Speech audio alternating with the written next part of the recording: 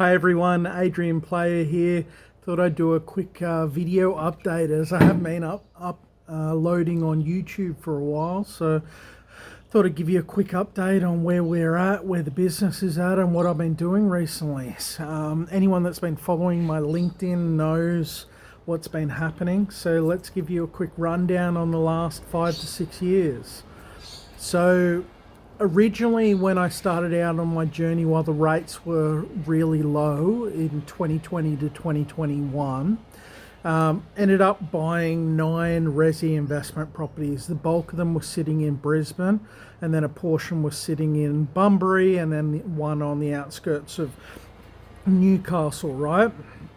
So went through that, used some corporate trusts to increase my borrowing power, used many lenders during that process. Now, while we were going through that, we were scaling up a business. A lot of people know that I've been in lending now for close to 17 years across 3 different forms of lending. So I started out in ComSec on the margin lending desk during the global financial crisis around 2008 to 2010.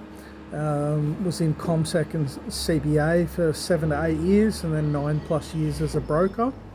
And then while we were buying the 9 investment properties, Maria and I were looking at building out a family. So right now we've got two young boys. One's just over 2 years old, and one's just on 2 months old now. And we've gone through a bit of flux with our family as well. So the majority of the family were in South Sutherland Shire of Sydney. Then we bought 9 resi investment properties, and then we moved up to the top of Logan to move into one of our properties. We were up there for probably 3 to 4 years while we built up our business in the broking space, and we started considering having our first child, and then we went through a decent renovation on what we had. We went from pretty safe South Sydney to probably the worst suburb in all of Brisbane, so we very quickly had to get a dog that could bark and growl a little bit. We had to get security screens. We had to get fences on the front. We pretty much couldn't walk out the front of our place, right? Because you'd have groups and carloads of certain types of people that were going around rolling people for their watches or doing drugs at the park and things, and kids couldn't be outside where we were. So there was about a 3-year period where we were going through a time where everything was focused on investments, everything was focused on the business, keeping our costs down low, and then building ourselves up. And then Brisbane and a lot of Australia went through its 4 to 6 year property bull run. So the majority of the properties that we bought, the units were in the low 160s. We sold them for 380 and 388. A lot of the properties that we bought, around the 380 to 420 mark, most of them sold in the 750 to 800k range, right? So then we're getting up to the point where in 2022 the rates went through the roof, and I put a hell of a lot of focus on spending time in my business. Plus I had already had build contracts where I put down deposits to put all the granny flats on. So I had 5 granny flat builds that I was going to put on. Now, most of the granny flat builds were anywhere from say 170 to 190, but then within a 12 to 18 month period of trying to get the granny flats on, I was getting quotes of 210, 220, and sometimes 230.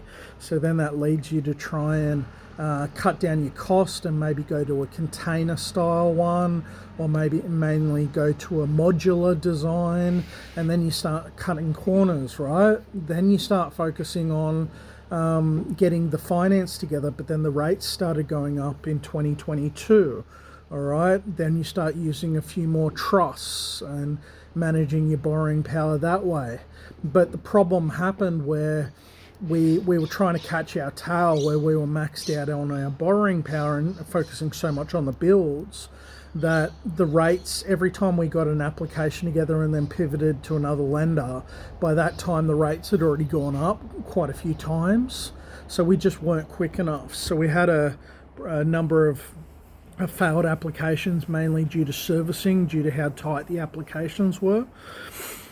And then we got to the stage where we focused so much on that, we missed a 4 or 5 year fix on really low rates, which is what I wanted to do.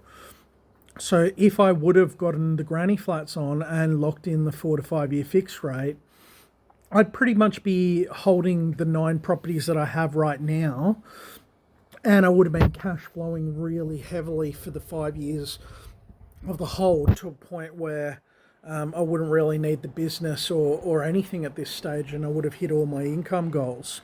So I was literally within 2 to 3 months of hitting that. And then what happened after that? So then we went through the stages of having our first son, and then realizing that it's not safe in the area that we're at. And then suddenly on the weekends, the only thing you're really doing is taking the kids over to a Westfields play centre, and they're not outside and they're not safe. And my parents were over around the Redland Bay area. It was very nice out there, but the prices had gone through the roof. So if I sold all the 9 resi, I could have just gone and bought a $1.2, $1.4 million property in cash and not had a mortgage and had very low holding costs. But then I'm the sucker buyer at the end of a 5-year bull run, when my parents bought their property at probably 9, 10, and now it's worth over 1.4 mil pre the Labor budget changes. So, but then you buy a 1.4 mil property, you've got 4 to 5% worth of costs. So that's close to 100 grand, right? Something close to that. Then you've got the ongoing maintenance and the hold costs of something like that, with the rates and everything. And then suddenly the majority of your money is exhausted. So I sat down with Maria and talked about, potentially what we wanted. And then we started looking at where on the coast is safe. Where on the coast can we find a rental? Because we started looking at rentals in Brisbane, but the problem was, unless you're above kind of, say, 1,000 to 1,200 a week rent, where there's not as many of you as there are other people, then you're in a situation where, potentially you're in a position where you can find rentals and not have to fight it out with others. So then we started looking down the New South Wales south coast, in and around the Batemans Bay area up to Ulladulla. And then we started looking at the Coffs Harbour and the Port Macquarie area. And our criteria was, how far can we be away from other people while still being on the beach? And, is the area safe? What is the demographics? We wanted an area that had all the old people there, age 70 and plus. And if you go on the job portals, the areas that we like, there's only 2 jobs: tradies and aged care nurses. That's about it. So then that's where we ended up being. So Maria, my wife, God love her, we talked about potentially what we could do, and we essentially got to a point where Maria said, look, if you give me the lifestyle and we keep enough cash on the sidelines, I'm happy to sell the owner-occ that we had in Brisbane that used to be an investment, and go back to rent vesting, as long as I get the lifestyle and the kids get outside and we get out of main cities. So that's essentially what we've done. So we're in a property on the beach side of the road. The house is 3 times the size of what we were living in Brisbane, and we're only paying $700 a week in rent. So that's where we've landed at the moment, and that's what we're doing. And then the next video, I'll talk to you about what we've done on the investment side of things. And then we'll just talk a little bit about what my views are on what's happening in the property space and main cities. So hopefully that just gives you a little bit of an update on where we're at, and I'll get you some juicy details on the next video on what we've been doing. We'll see you on the next one. Send me a message if you need anything.